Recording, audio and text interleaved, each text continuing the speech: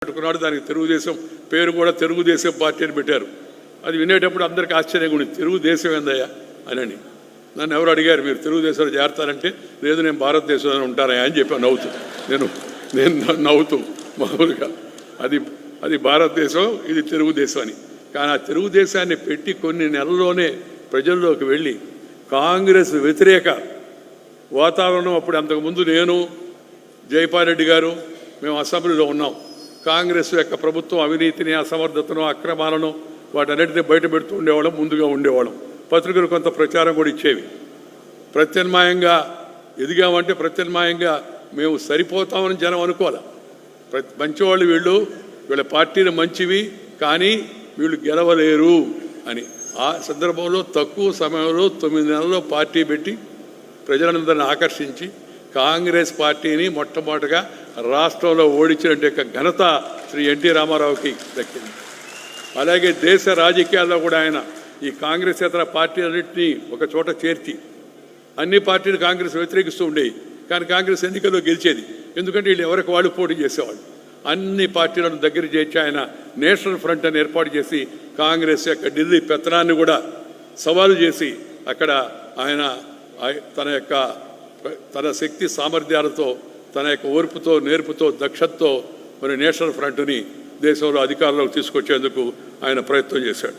ప్రజల్లో చైతన్యం తేవడమే కాదు, యువకులు, రైతులు, గ్రామీణ ప్రజలు, మహిళలు, వెనుకబడిన వర్గాలు, అలాంటి వాళ్ళని గుర్తించి వాళ్ళందరికీ కూడా ప్రోత్సాహం ఇచ్చాడు, రాజకీయాల్లోకి తీసుకొచ్చాడు. రామారావు గారి వలన ఒక తరం రాజకీయాల్లో కొత్తగా వచ్చింది. అంతకుముందు ఉన్న తరం కాకుండా కొత్త తరం వచ్చింది, కొత్త రక్తం కూడా వచ్చింది. అందుకే అనేక అభివృద్ధి సంక్షేమ కార్యక్రమాన్ని చేపడితే అవన్నీ కూడా విజయవంతం అయ్యేందుకు వాళ్ళందరూ కూడా సహకరించారు. రామారావు గారు ఇంకో ప్రత్యేకత ఏంటంటే, ఇందాక చెప్పారు కదా, ఆడపడుచుల పైన అభిమానం.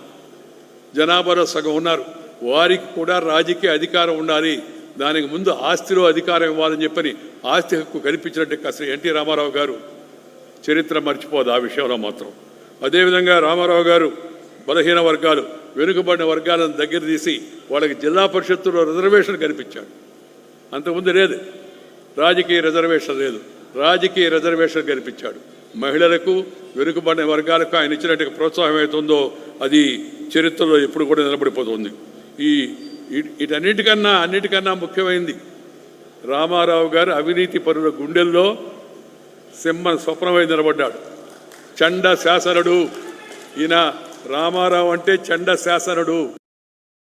ఈయన రామారావు అంటే చండ శాసనుడు, అవినీతిని సహించడు అని ఆయన పేరు చెప్తేనే భయపడేవాళ్ళు. అంతకుముందు అవినీతి పరులు ఉన్నవాడు కూడా సర్దుబాటు చేసుకొని, మరి రామారావు గారి ముందు ఇవన్నీ లాభం లేదని అంటే తమ అలవాటు కూడా మార్చుకునే పరిస్థితిని శ్రీ ఎన్టీ రామారావు గారు తీసుకొచ్చి అవినీతికి అవకాశం లేకుండా చేశారు.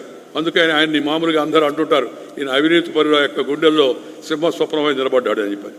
ఇలాంటి అసాధారణమైన వ్యక్తిత్వం, కర్తృత్వం, మిత్రత్వం, నేతృత్వం ఇవన్నీ కలిసినట్టు వ్యక్తి అవుతుందో ఆయన తక్కువ వయసులోనే ఒక రకంగా చెప్పాలంటే అర్ధాంతంగా తనువు సాధించి వెళ్ళిపోవడం అవుతుందో తెలుగు ప్రజలకు చాలా తీరని లోటు అని చెప్పి నేను భావిస్తున్నాను.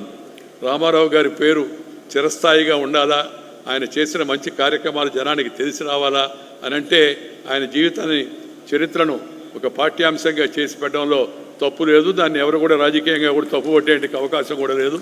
రామారావు గారు రాజకీయాలకు అతీతంగా తెలుగు ప్రజల యొక్క గుండెల్లో నిలిచిపోయే వ్యక్తి. అలాంటి వ్యక్తి యొక్క జీవిత విశేషాలు, ఆయన పట్టుదల, ఆయన క్రమశిక్షణ, ఆయన అవినీతి పరుల పార్టీ సింహస్వప్నమై నిలబడడం, ఆయన తీసుకొచ్చిన పరిపాలన సంస్కరణలు, ఆ దక్షత, వీటన్నిటిని కూడా నేటి తరం తెలుసుకోవాల్సిన అవసరం ఎంతో ఉంది. దాన్ని పాఠ్యపుస్తకాల్లో చేర్చాలని చెప్పని నేను కోరుకుంటున్నాను. అది చేస్తారని నమ్మకం కూడా నాకు ఉంది. చాలా సంతోషం, ఈరోజు ఈ కార్యక్రమాన్ని ఏర్పాటు చేస్తే ఈ కార్యక్రమానికి మీరు అందరూ కూడా పెద్ద సంఖ్యలో ఇక్కడ వేసించారు. నన్ను కూడా వచ్చి జనార్దన్ గారు పిలిస్తే నేను తప్పనిసరిగా రామారావు గారి పేరు జరిగే కార్యక్రమానికి తప్పనిసరిగా వస్తాను. ఆ కార్యక్రమంలో పాల్గొవాలని నాకు కూడా ఆసక్తి ఉందని చెప్పాను. నేను ఇప్పుడు రాజకీయాల్లో లేను, ఏ పార్టీలో కూడా లేను. రాజకీయాల గురించి, వ్యక్తుల గురించి, వ్యవస్థల గురించి మాట్లాడతాను కానీ రాజకీయ పార్టీల గురించి మాట్లాడను. అందుకని రాజకీయ విషయాలు నేను స్పృశించను. రాష్ట్రంలో, దేశంలో, గ్రామీణ ప్రాంతంలో పుట్టి ఒక అత్యున్నత రాజ్యాంగ పదవికి దాకా చేరుకొని రెండవ అత్యున్నత రాజ్యాంగ పదవి దాకా చేరుకున్న తర్వాత కొన్ని విలువలు, కొన్ని సాంప్రదాయాలు, కొన్ని పద్ధతులు పాటించాలి. ఆ పద్ధతులు పరిమితులకు లోబడి నేను ఎక్కువ విషయాలపైన అంత లోతుగా మాట్లాడని చెప్పి ఈ సందర్భంగా మనవి చేస్తూ శ్రీ నారా చంద్రబాబు నాయుడు గారు రాష్ట్ర ముఖ్యమంత్రిగా వచ్చిన ఈ అవకాశాన్ని సద్వినియోగపరుచుకొని రామారావు గారి స్వప్నమైన యొక్క పేదరిక నిర్మూలన, ఆర్థిక అసమానతల తగ్గింపు, ప్రాంతీయ అసమానతల తగ్గింపు ఆ దిశలో ముందుకు వెళ్ళాలని, ఈ యొక్క పేదరిక నిర్మూలన, అసమానతల తగ్గింపు ఇవన్నీ కూడా ఒక రోజు 2 రోజులు అయ్యేవి కాదు. దానికి ఒక దీర్ఘ ప్రణాళికతో వారు నిన్న విజన్ 47 అని పెట్టారు. ఈ విజన్ని దృష్టిలో పెట్టుకొని క్రమం తప్పకుండా వాటిని అమలు చేసేందుకు గట్టిగా ప్రయత్నం చేయాలని, ఆ ప్రయత్నం విజయవంతం కావాలని చెప్పని ఈ సందర్భంగా నేను ఆశిస్తూ వారికి శుభాకాంక్షలు తెలియజేస్తూ మీ దగ్గర సెలవు తీసుకుంటా. నమస్కారం. జై హింద్. ధన్యవాదాలు సార్. స్ఫూర్తిదాయక